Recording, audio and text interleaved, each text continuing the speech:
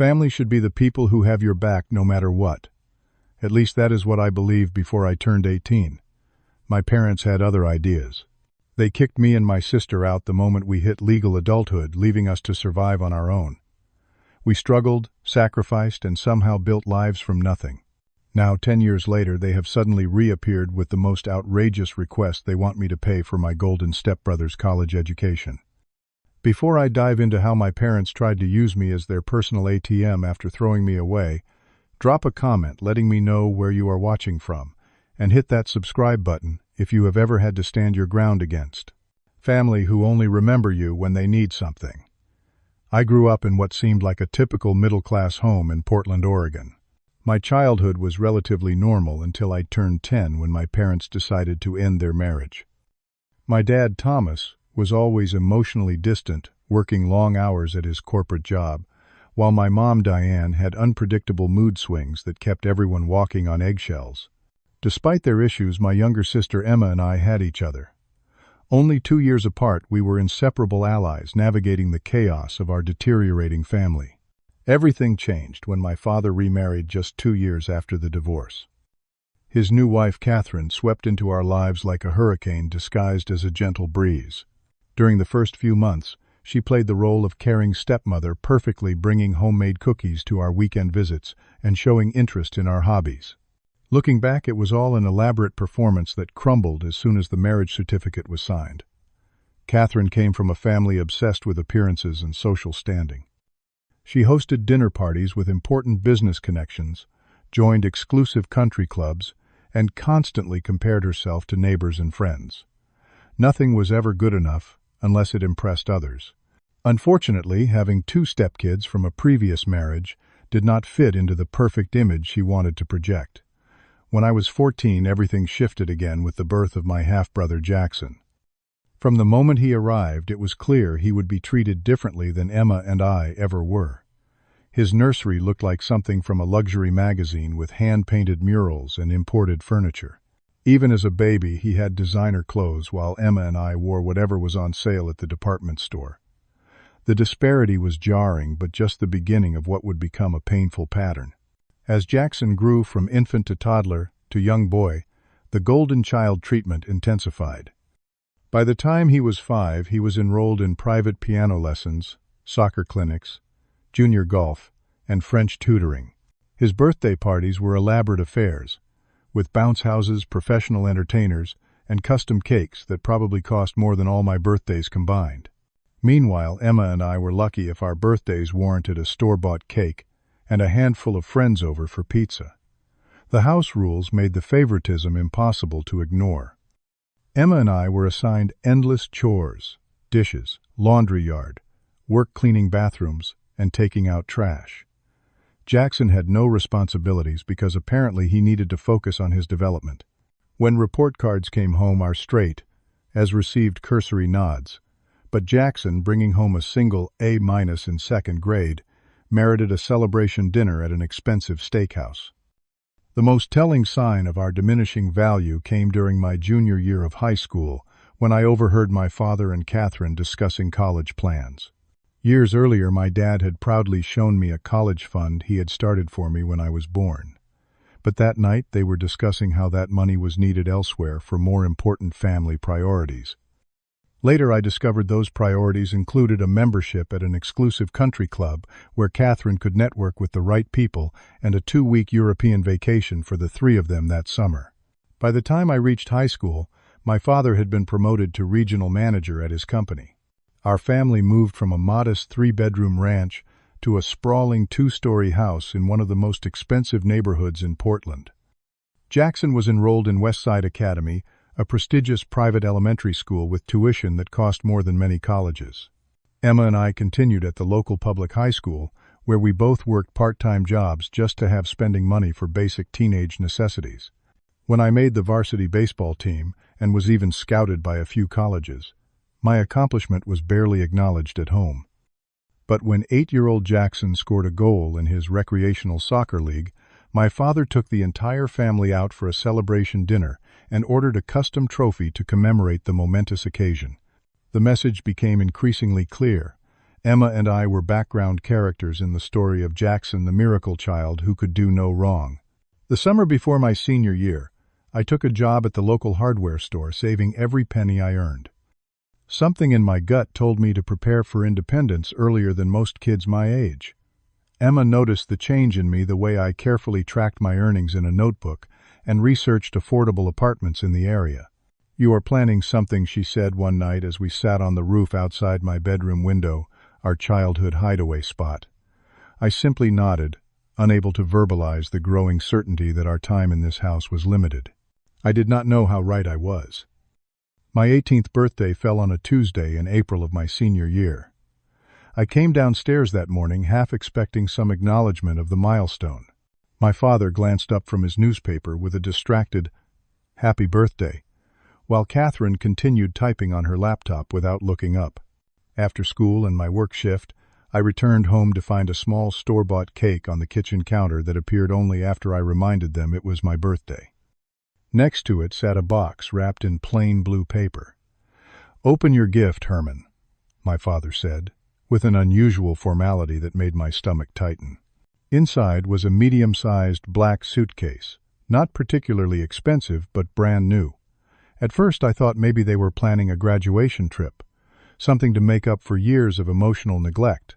How naive I was. After a dinner where conversation revolved entirely around Jackson's upcoming piano recital, my father cleared his throat and asked me to join him and Catherine in the living room. Emma was sent upstairs to help Jackson with homework, leaving me alone with them. "Herman, you are 18 now, legally an adult." My father began, his voice steady and rehearsed. "Catherine and I have been discussing your future, and we think it is time for you to experience true independence." Catherine nodded, her expression a mask of false concern. "Many young men your age are already out in the world building character and learning responsibility." The room seemed to tilt as my father continued. "We will give you 2 weeks to find your own place. We expect you to be moved out by the 1st of May. The calculated cruelty of giving me a suitcase as a birthday gift now made perfect sense. This was not a decision made in my best interest.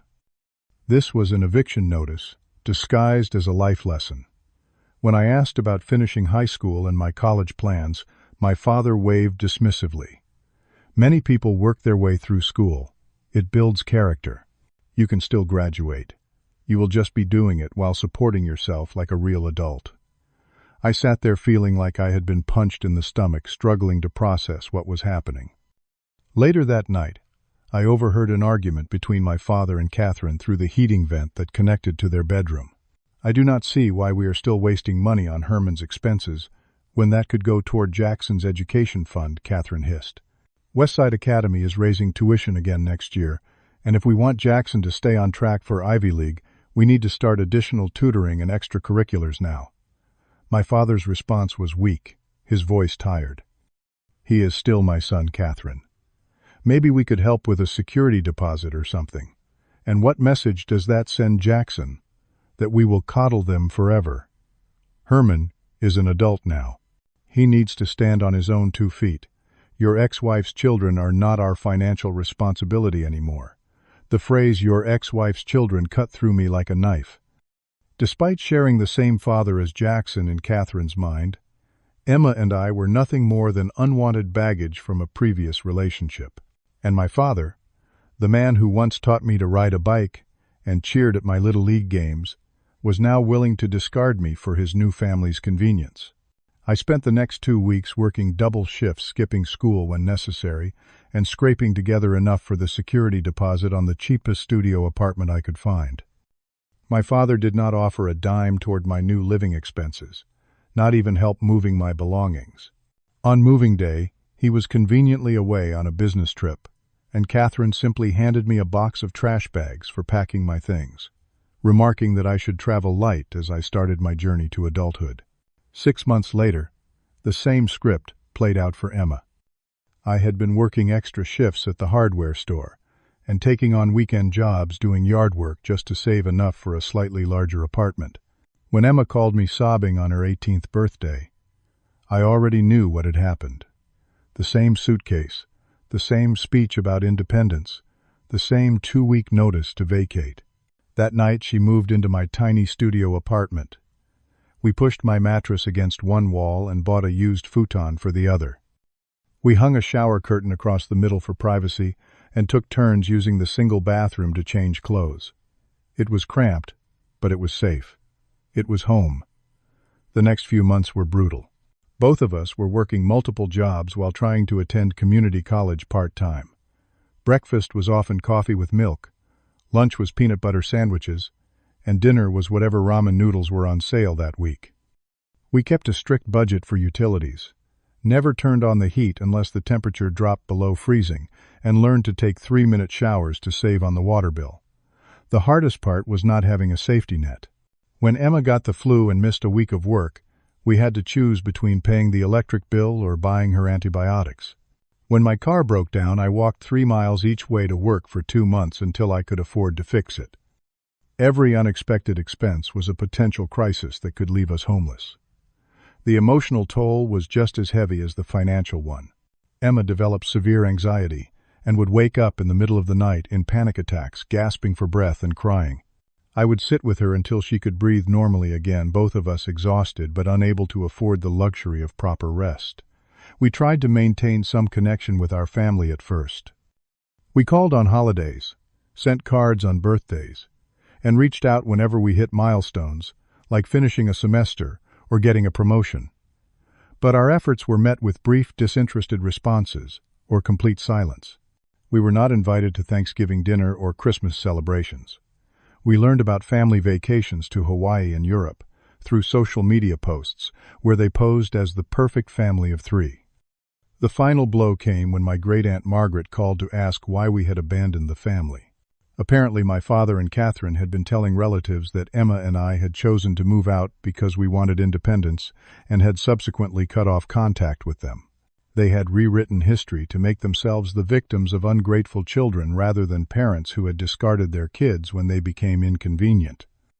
That was the day I stopped trying to maintain any connection to the people who had once been my family. The first year on our own nearly broke us.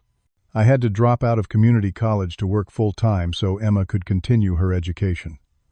We had made a pact she would finish her nursing degree first, and then she would support me while I went back to school.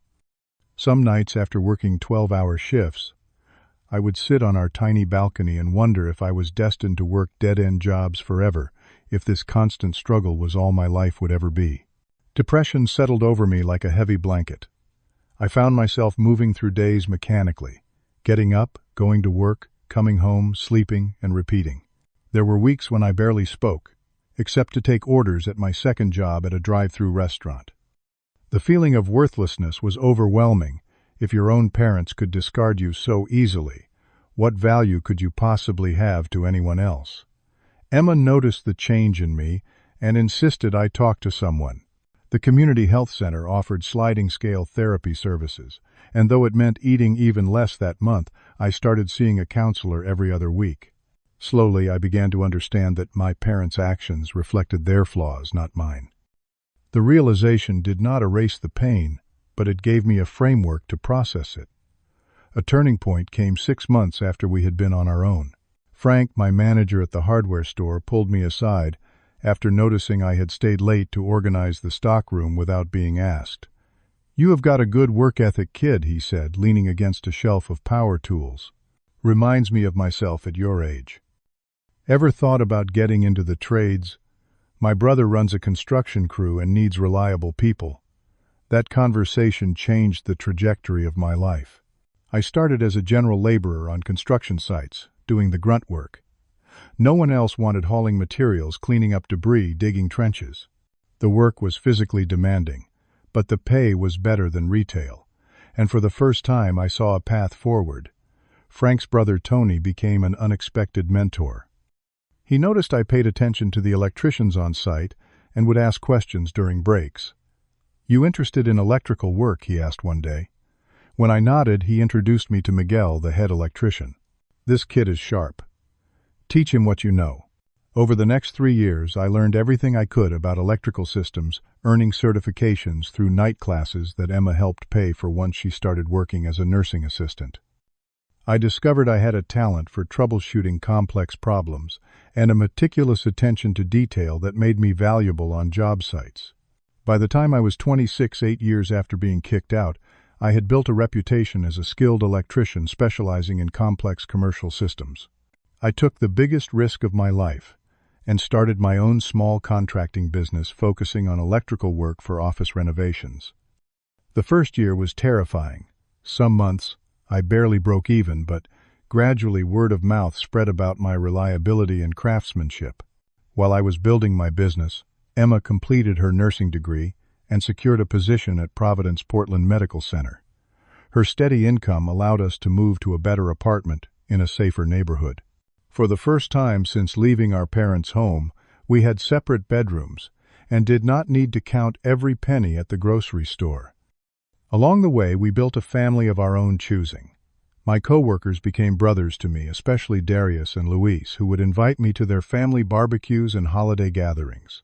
Emma formed close friendships with her fellow nurses, creating a support system neither of us had experienced before. I met Amanda at a coffee shop near one of my job sites.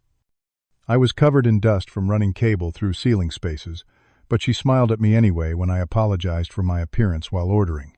What started as casual conversation over repeated coffee runs blossomed into something deeper. Unlike previous relationships that had fizzled under the weight of my trust issues, Amanda's patience and understanding helped me lower my defenses. Her family was everything. Mine had not been warm, welcoming, and genuinely interested in my life. Her father, a retired teacher, would ask about my business with sincere curiosity. Her mother insisted I join them for Sunday dinners, sending me home with containers of homemade food. They embraced me without reservation, showing me what family support should feel like. 2 years into our relationship, I asked Amanda to marry me. We had a small wedding in her parents' backyard, surrounded by the people who had chosen to love us. My father and Catherine were not invited, a decision that brought both sadness and relief. Emma stood beside me as my best woman, the person who had weathered every storm with me. By the time I turned 28, 10 years after being forced out on my own, I had achieved a stability I once thought impossible. My business had grown enough to hire 2 employees. Emma had moved in with Rachel, a fellow nurse, giving both of us the independence we deserved. Amanda and I purchased a small 3-bedroom home, nothing fancy but entirely ours. For the first time in a decade, I took a vacation a week at the Oregon coast with Amanda, where we did nothing but walk on the beach and sleep in late. I had built a life from nothing, and though the journey had been brutally hard, I was proud of the person I had become. It was a peaceful Sunday morning, the kind where coffee tastes better and time moves slower. Amanda and I were planning our garden for the spring sketching layouts at the kitchen table when my phone rang. Unknown number.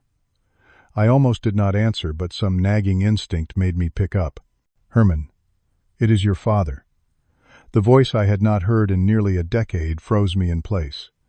Amanda noticed my expression change and squeezed my hand in silent support. Herman, are you there? His tone was casually cheerful, as if we had spoken last week instead of 10 years ago. Beautiful weather we are having, right? Spring finally showing up. Small talk. After abandoning me on my 18th birthday, after never checking if I was alive or dead for a decade, he wanted to discuss the weather. What do you want? I asked, my voice steadier than I felt. He cleared his throat. Well, I have been meaning to catch up with you. Heard from Margaret that your business is doing well. Always knew you had potential. The audacity of this claim made me almost laugh. Instead, I waited silently, knowing there had to be a reason for this sudden reappearance in my life. Actually, I am calling about Jackson, he finally admitted. He is graduating high school next month. Top of his class, you know. Got accepted to Princeton. Full package academics. Lacrosse scholarship offers the works. Despite everything, a small part of me felt proud of the half-brother I barely knew. It was not his fault our parents had played favorites. That is great, I said neutrally. Congratulations to him. Yes. Well, there is a bit of a situation. My father's voice took on the tone he used when discussing business problems. The thing is, my company went through some downsizing last year. I am still employed, thank God, but my position was reclassified. significant pay cut. And Catherine's interior design business has been slow with the housing market changes. I could see where this was heading, but let him continue digging the hole. We had Jackson's college fund set up, of course, but some investments did not perform as expected. Bad timing with the market fluctuations. He paused, then added, Princeton is $65,000 a year with room and board. The silence that followed was his invitation for me to offer help. When I did not, he continued more directly. Herman, I know we have not been as close as we should be these past few years. 10 years, I corrected. 10 years without a single call, text, or email. He brushed past this inconvenient truth. Family is family, Herman. At the end of the day, blood is what matters. Jackson is your brother, and from what we have heard, your electrical business is really taking off. Margaret mentioned you even have employees now. Then came the request that stunned me into momentary silence. We were hoping you could help with Jackson's tuition. If you could cover even a year or two, it would make all the difference. About $50,000 per year would get us through until my position hopefully gets upgraded again. I actually laughed, thinking it must be a joke. You want me to pay for Jackson's college. The same Jackson who got everything while Emma and I got nothing. The same Jackson whose private elementary school was apparently more important than keeping your older children housed and fed. Now that is not fair, my father said, his voice hardening. We gave you independence, which clearly worked out well for you. Look at how successful you are now. You should thank us for forcing you to stand on your own feet. The conversation deteriorated from there. By the time I hung up, I was shaking with anger, but my father was persistent. The next day, my mother called sobbing about how Jackson's dreams would be crushed without my help. Then Catherine sent a lengthy email outlining all the reasons I owed this to the family, including the absurd claim that they had sacrificed for years to give me a good upbringing. The pressure campaign extended beyond my parents. Suddenly, relatives I had not heard from in years were messaging me about doing the right thing for family. My aunt posted vague Facebook statuses about selfish young people who forget where they came from. It was a coordinated effort to guilt me into opening my wallet. The situation reached its peak when my father and Catherine showed up unannounced at my office with Jackson in tow. Jackson, now 18, was tall and athletic with our father's features. He seemed uncomfortable shifting his weight from foot to foot while Catherine pushed him forward. Jackson has something he wants to ask you, she prompted. The poor kid looked like he would rather be anywhere else. I got into Princeton, he mumbled. Dad thought maybe you could help out with tuition and stuff. And maybe show me about business too, like mentoring. It was clear from his awkward delivery that he had no idea about our family history. The realization that my parents had likely fed him some sanitized version of why his older siblings disappeared from his life added another layer of anger to the situation. Jackson, I said gently, it is nice to finally meet you properly. This is not your fault, but I need to speak with our father and Catherine alone. He seemed relieved to be excused and waited outside while I faced my parents. You have got a lot of nerve, I said, keeping my voice low to avoid disturbing my employees. You throw away your children when they become inconvenient, disappear for a decade, and then show up expecting tens of thousands of dollars. Do you have any idea what Emma and I went through? My father had the audacity to look offended. That is ancient history, Herman. This is about Jackson's future. As the successful one in the family, you have a responsibility to help. Successful one, I repeated incredulously. I am successful despite you, not because of you. You do not get to take credit for that, or make claims on the fruits of my labor. Not now, not ever. The confrontation at my office left me emotionally drained, but I knew it was not over. My parents were not people who accepted no for an answer, at least not when they wanted something. After discussing it with Amanda and my therapist, I decided to address the situation definitively. I texted my father suggesting we meet at a neutral location, a coffee shop downtown, and asked that Emma be included. To my surprise, he agreed, though he seemed confused about Emma's involvement. This is really about Jackson's education, he wrote back. Not sure why Emma needs to be there. The day of the meeting, Emma and I arrived early, selecting a table in the corner for privacy. When our parents walked in, the decade of separation hit me visibly. My father's hair had grayed significantly, and stress lines marked Catherine's once perfect complexion. They looked older than their years, the weight of financial concerns evident in their posture. "Thank you for meeting us." My father began formally, as if this were a business negotiation rather than a family discussion. "Have you had a chance to consider our proposal about Jackson's tuition?" "I have," I replied, my voice calm and measured. "But before I share my decision, I think we need to address the elephant in the room, specifically what happened 10 years ago and the complete absence of any relationship since then." Catherine immediately became defensive. "We simply encouraged independence at an appropriate age. Many young adults leave home at 18. It is perfectly normal." Emma, who had been quietly observing until now, opened her folder and placed a document on the table. "This is my hospital admission form. From 10 years ago," she said softly. "I was treated for severe malnutrition, exhaustion, and anxiety 3 months after being forced to leave home. I was working 3 jobs and still could not afford enough food." She placed another paper down. "And this is my college transcript showing the 2 semesters I had to withdraw because we could not afford both rent and tuition. It took me 6 years to complete a 4-year nursing degree because of this." I added my own documentation, bank statements, showing a balance of $37 the month after I left home, pay stubs from multiple minimum wage jobs, and the rejection letter from the community college financial aid office, because my parents' income was too high for me to qualify for assistance despite them contributing nothing. "This is what independence looked like for us," I explained, maintaining eye contact with my father. "We were not launched into adulthood. We were abandoned, without preparation or support. You did not gradually reduce assistance. You cut us off completely, without warning." My father shifted uncomfortably. "We thought you were ready. Clearly you were, since you have done well for yourselves." "We survived," I corrected him. "There is a difference between thriving with support and barely surviving abandonment. We made it through, despite your actions, not because of them." "Everyone has struggles when they first start out," Catherine interjected dismissively. "You are being overly dramatic about normal growing pains." Emma, normally the more reserved of us, surprised me with her firm response.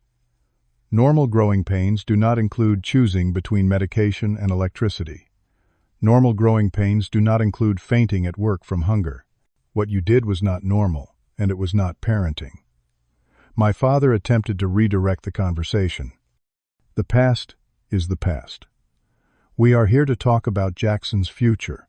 He is a bright kid with incredible potential. Princeton will open doors for him that will secure his entire future. And I am genuinely happy for him," I replied sincerely. "But I have to ask, where were these concerns about secure futures? When Emma and I were struggling through community college, where was this family support when we needed a place to live or food to eat?" Their silence was telling. "I have given your request serious thought," I continued. "I will not be paying for Jackson's tuition, not because I do not wish him success, but because it is not my responsibility. It is yours as his parents, just as my education was your responsibility, a responsibility you chose to abandon." Catherine's face flushed with anger. "After everything we did for you, what exactly did you do?" Emma interrupted, her voice trembling slightly. "Because from where I was standing homeless at 18, it looked a lot like you prioritized Jackson's elementary school tuition over your daughters having a roof over their head. My father tried a different approach. Herman, be reasonable. Jackson is innocent in all this. Do not punish him for our mistakes. I am not punishing anyone, I clarified. I am establishing boundaries. There is a difference. And speaking of Jackson, I am happy to help him in ways that do not involve financing his education. I can share information about scholarships, work-study programs, and student loans, all resources I had to navigate alone." I slid a folder across the table. Inside is information about financial aid options, part-time job opportunities near Princeton, and budget planning guidelines. Also, I have included a list of suggestions for how you might adjust your own finances to support Jackson's education, downsizing your house, selling one of your cars, liquidating some assets. These are all options you never considered for Emma and me. Catherine started to object, but I held up my hand. Family relationships cannot be purchased when convenient and discarded when costly. They require consistent care and respect, something you failed to demonstrate for the past decade. I stood up, reaching for my wallet. I wish Jackson every success at Princeton. He deserves parents who will support his dreams. I hope you will do better by him than you did by us. I placed enough cash on the table to cover everyone's coffee. This meeting is over. As Emma and I walked out together, heads held high, I felt an immense weight lifting from my shoulders. There was no dramatic scene, no raised voices, no slammed doors, just the quiet dignity of choosing self-respect over toxic obligation. The aftermath was predictably unpleasant. Angry text messages accused me of being selfish and ungrateful. Extended family members took sides, with most following the path of least resistance by supporting my parents' version of events. For a brief moment, I questioned whether I had made the right decision, whether family obligation should have outweighed personal boundaries. But my support system rallied around me. Amanda held me through a night of doubtful tears, reminding me that love does not come with invoices attached. My friends checked in regularly, providing the judgment-free space I needed to process complex emotions. And Emma, who had shared every step of the difficult journey, expressed her gratitude that we had stood together against the pressure to resume the role of family doormat. The most unexpected development came 3 months later, when Jackson reached out to me directly. He had pieced together the truth about our family history, from overheard arguments and conversations with relatives who had let details slip. He was beginning to see our parents through clearer eyes and was struggling with his own complicated feelings about their behavior. We began a cautious relationship, meeting occasionally for coffee when he was home from college. He had secured several scholarships and a campus job after my parents had been forced to downsize their home to afford the remaining tuition. Our conversations were initially awkward but gradually grew into a genuine connection as we discovered shared interests and similar personality traits. He was not the entitled golden child I had imagined, but a thoughtful young man trying to find his own path. My journey toward healing continues with therapy, helping me process the complex emotions around family and obligation. I have come to understand that standing my ground was not only necessary for my well-being but also modeled healthier boundaries for Jackson. Real family is defined by consistent love and support, not by genetics or obligation. The wisdom I have gained through this painful experience has shaped every aspect of my life, especially how I approach relationships. I have learned to value people who show up consistently, not just when they need something. I have discovered the importance of creating boundaries that protect my peace and dignity. Most importantly, I have realized that family is something you build through love and respect, not something you are simply born into. As Amanda and I discuss starting our own family someday, I am committed to breaking the cycle of conditional love. Our children will never question their place or value in our home. They will understand that adulthood is a transition to be supported, not a cliff to be pushed off. I may not have received the parenting I deserved, but I have the power to create a different legacy moving forward. Life has not given me the closure of parental recognition or apology, but it has given me something more valuable: the peace that comes from honoring my own worth and creating a chosen family that loves without conditions or calculations. That I have discovered is the true meaning of coming home. Have you ever had to stand your ground against family members who only remembered you when they needed something? Share your experience in the comments below. If this story resonated with you, please hit that like button and subscribe to hear more real-life stories about overcoming family challenges. Remember, sometimes the family we choose is more valuable than the family we are born into. Thank you for listening to my story, and may you find the strength to honor your own worth in every relationship.